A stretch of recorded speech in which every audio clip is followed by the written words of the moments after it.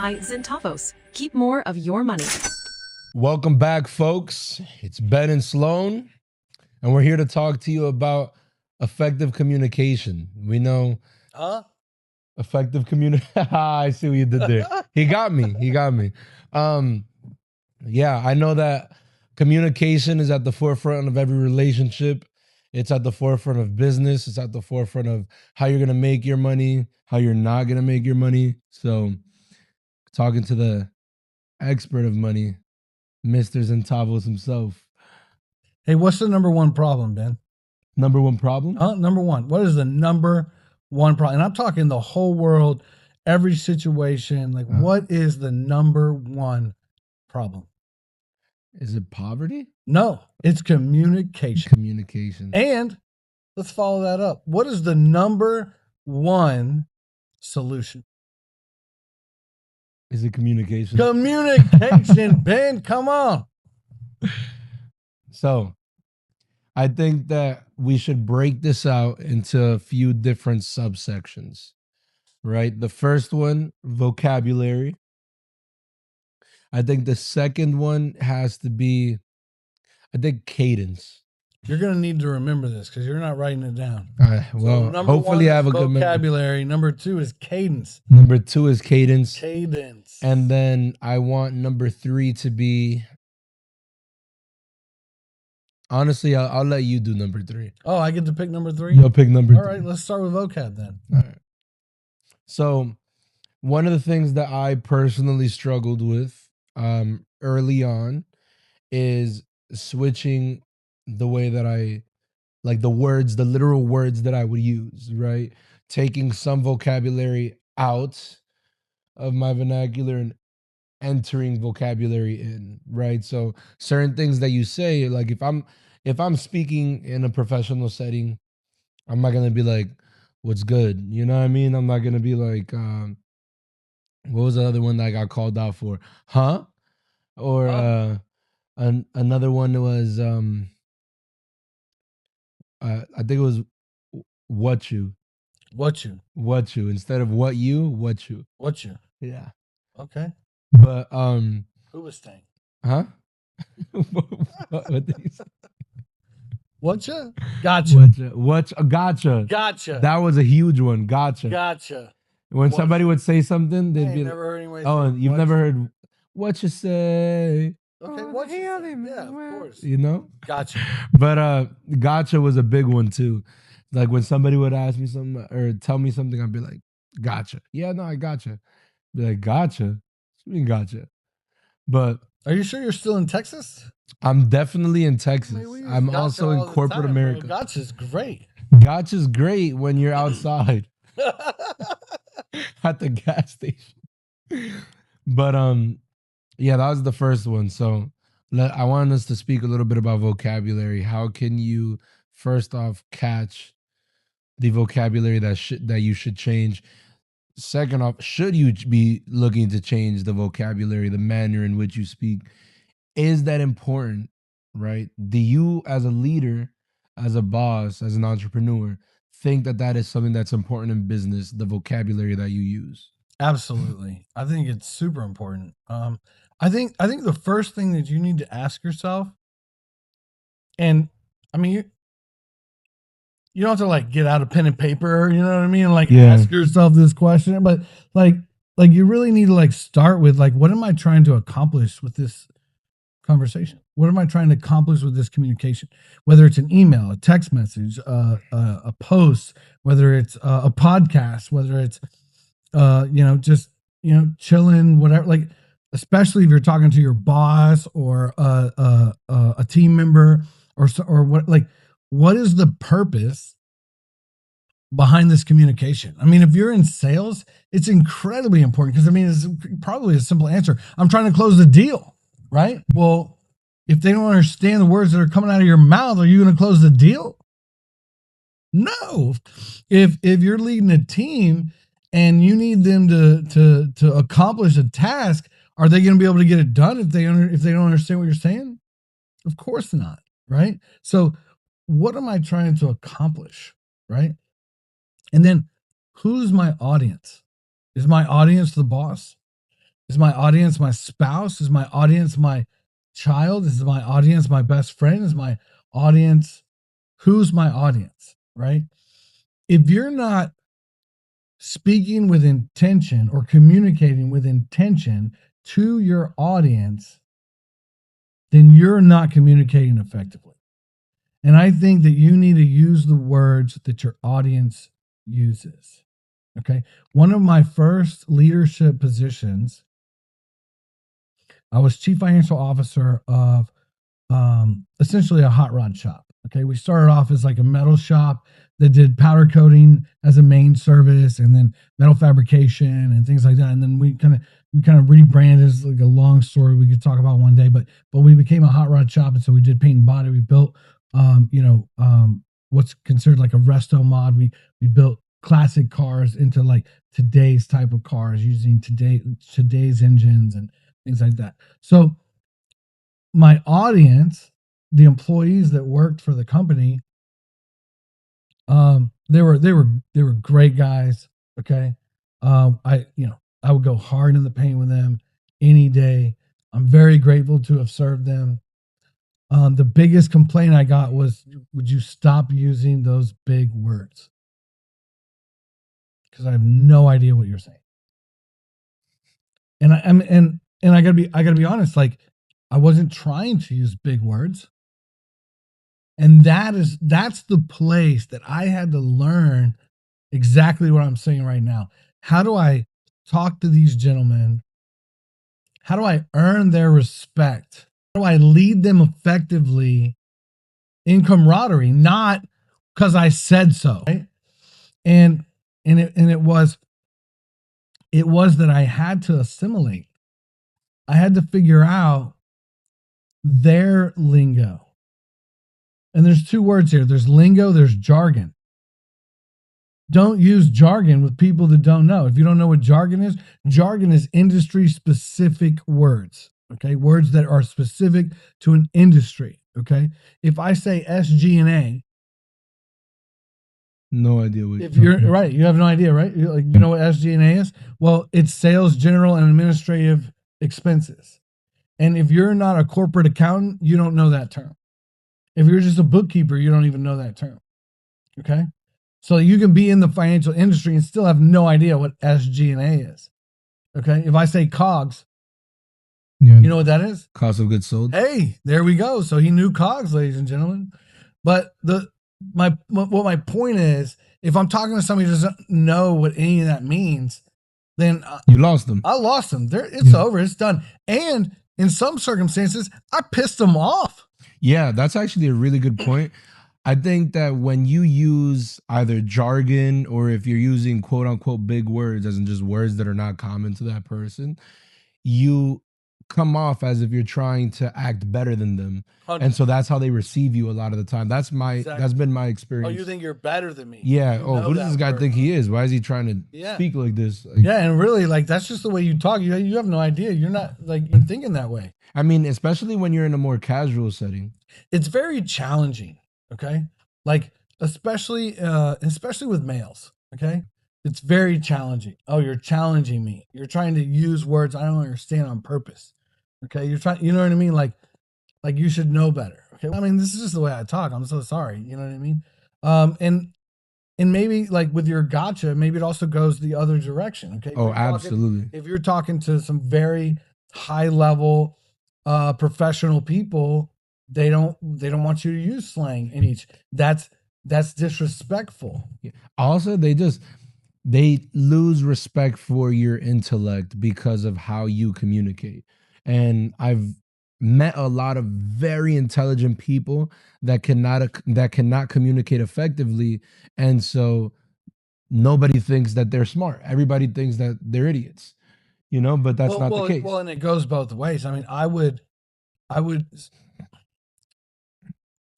make the assessment that if you're not able to communicate to your audience, that's a problem too.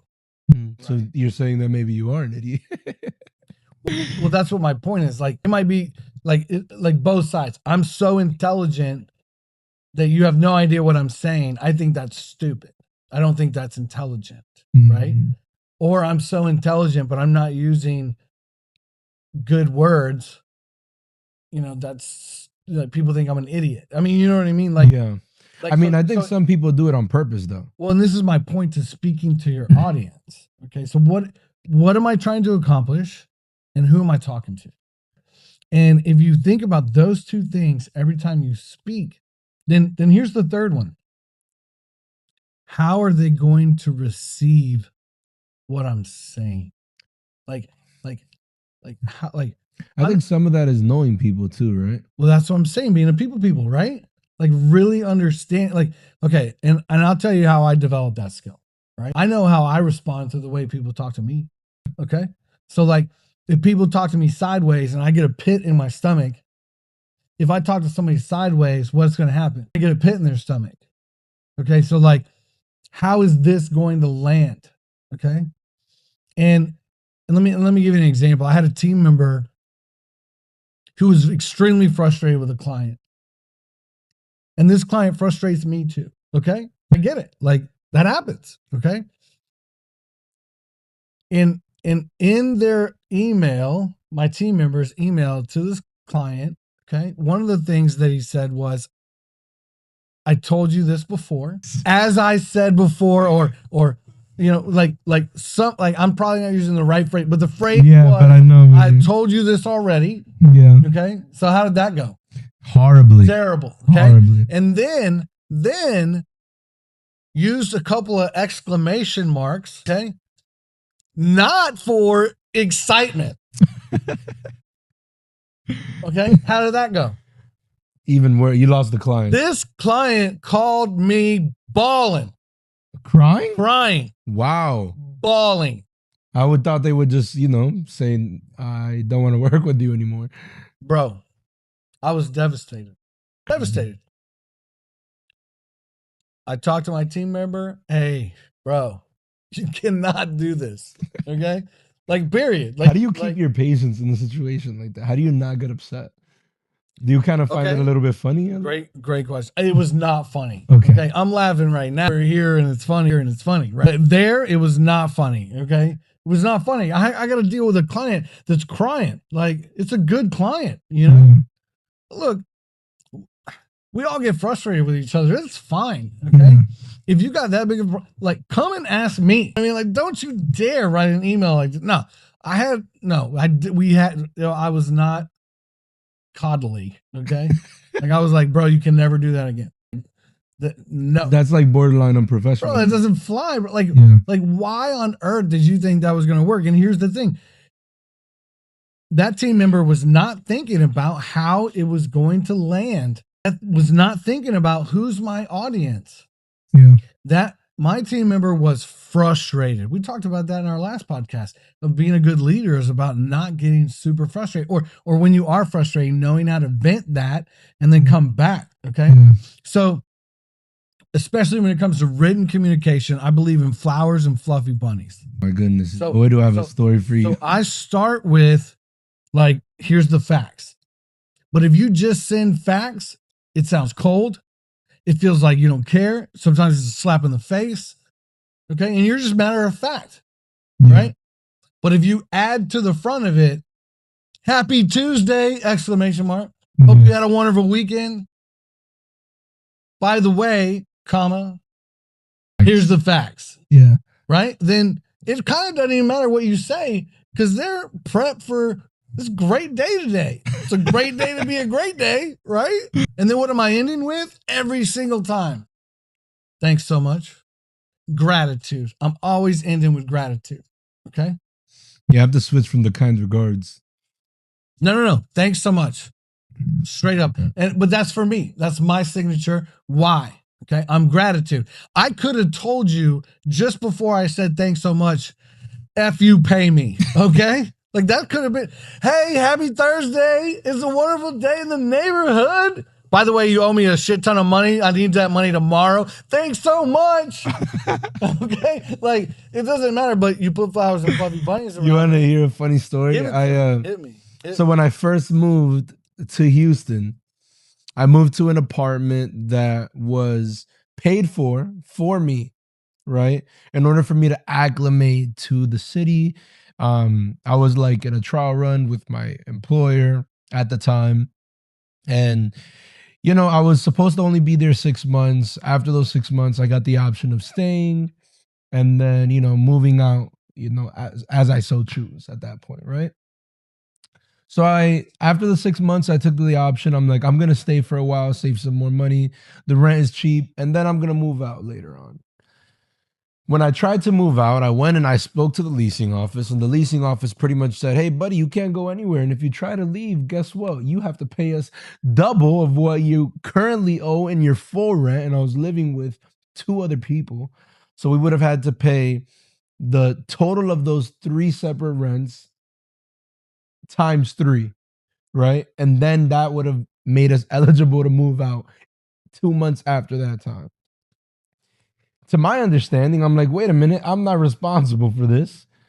I should be able to leave. The apartment isn't under my name. I'm just a resident of the apartment, but belongs to someone else.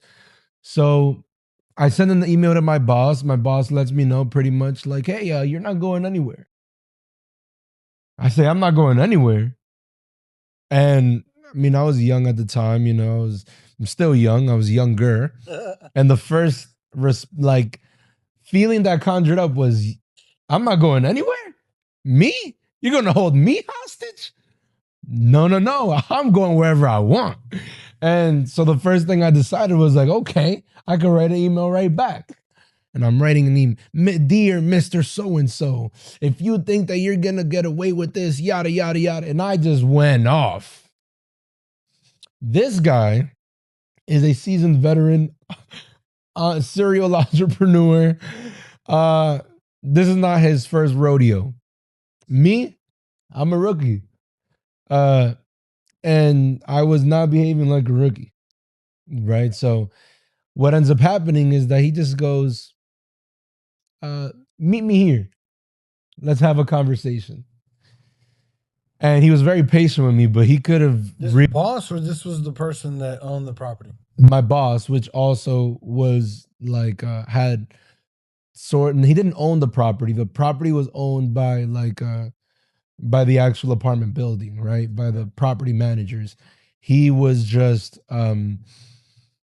facilitating the residents, right? So he helped us get the apartment. He helped pay for the apartment, all that stuff. And it was part of the package, right? It's like just going through a company. Okay. But I learned, he told me something that I never forgot in that conversation. He said, Ben, you're a very passionate guy. When you feel that passion arising from your bosom all the way up and you feel like you want to say something and spill it out, keep in mind that everything that you're about to say is the wrong thing. And he said that from now on, when you feel that passion, take a moment and do not say a word. And from that moment on, I took that advice to the point where I had this incident one time at a job, and it was with somebody way higher level than me. And I was able to magnify my ability to lead because of my lack of reaction. And that whole situation could have been evaded if I just used the right vocabulary. Absolutely. And the right tone. And the right tone. So you should never communicate when you're upset. At all. Okay. Don't even write a fake email. Okay. This has totally happened. Not to me, but I've known people that have written the FU email. Oh no. And then on accident, out of habit, because they weren't going to send it, they were just getting their emotions out. Send. Okay, right? Don't do that. Okay, everybody saw Jerry Maguire. If you haven't, show me the money. Go watch that movie, bro. But he writes a manifesto in the middle of the night when he's amped up, excited, passionate. No. You need to write communications. You need to have conversations after the feelings. Okay. Feelings don't solve problems. And feelings make for terrible communication. Okay. If you're arguing with your spouse, shut up. Take a break. Go for a drive. Come back. Start with, I love you. Then communicate. Do not use your feelings. No bueno. No bueno. I know we're coming up on time, Wait, but what was the second thing? What was number 2? Cadence. Yeah, that's what I was going to Cadence. say. I want us to talk about cadence. So cadence is important. So this is tone. This is how fast your talk is. This is the like the highs and lows of your speech. Cadence is directly related to the emotional impact you're trying to deliver. Absolutely. Okay. Yeah. And sometimes you need to tailor that cadence, and sometimes you just need to let it go. It just really depends. Again, it's about what are you trying to accomplish and who are you talking to and how are they going to receive what you're saying. Okay. And if they need you to speak slower, then speak slower. Yeah. I honestly think that even if your vocabulary isn't excellent and you don't have to have the Webster dictionary memorized, but if you have a good cadence when you speak, people listen. Like their ears have no choice to listen. So tell the audience what a good cadence is. A good cadence is when you have the correct highs and lows within your speech. A good cadence is when you are not rushing through your sentences, but you're also not speaking super slow. You can deliver concise and direct messages in a way that does not feel too straight edge, right? It's not, for lack of a better term, penetrating your audience too hard. And then I would say that the last one I'm missing one. It was speed, highs and lows, and there was one more. Oh, tonality, the tone in which you speak, right? So you can, and that's really related to the highs and lows, right? If you can master that, then the tone is going to be well received as well. You cannot control any of those things when you're emotional. So it's super important not to communicate verbally when you're emotional, not to communicate through text or email when you're emotional. Okay. Get out a journal, write in a journal, go scream at the mirror. Okay. What I do, because I'm an actor, I love to perform. What I do to figure this out is I watch film and I try to mimic the people that I'm trying to communicate like, right? So if you're trying to develop your communication, it's 100% smart to find YouTubes, find TV shows, find movies that they're trying to communicate. Like they're using the language you want to, like they're using the cadence you want to use. So try to mimic them. Try to be that character, okay? And develop and deliver. Practice speeding up. Practice slowing down. Practice high pitch, low pitch. It's over. Like you're not going to get better communicating without practicing. Okay, and so that's called delivery. Yeah, right? That's a really good point that you bring up. Look at somebody that you admire their type of communication and try to mimic their type of communication and see if it works for you. And if it does work for you, then try to mimic that as much as possible. If it doesn't work for you, then eat the meat and spit out the bone. Take what does work for you and don't mimic 100% the way that they communicate, because everybody has their own unique style. Right. Treating others the way you want to be treated, even though there's all these different styles and inflections and stuff like that, a super good rule of thumb is to speak to people the way you want to be spoken to.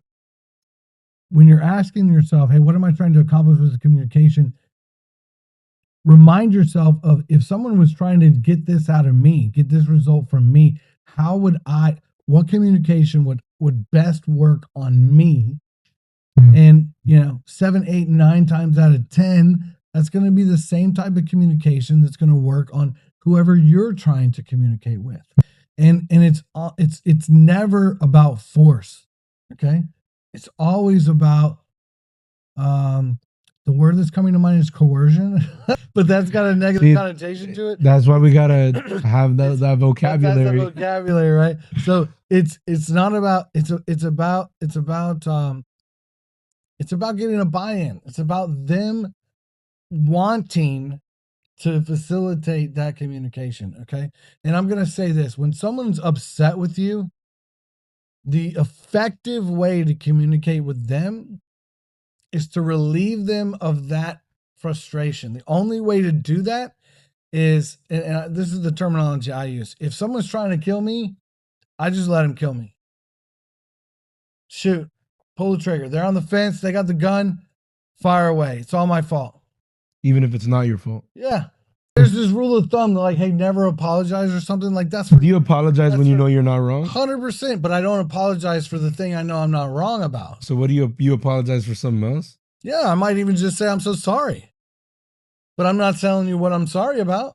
Right? That's a good one. No, but it's true. The thing is that you need to know, and the truth, and I'm not, and hey, I'm not advocating like not being authentic.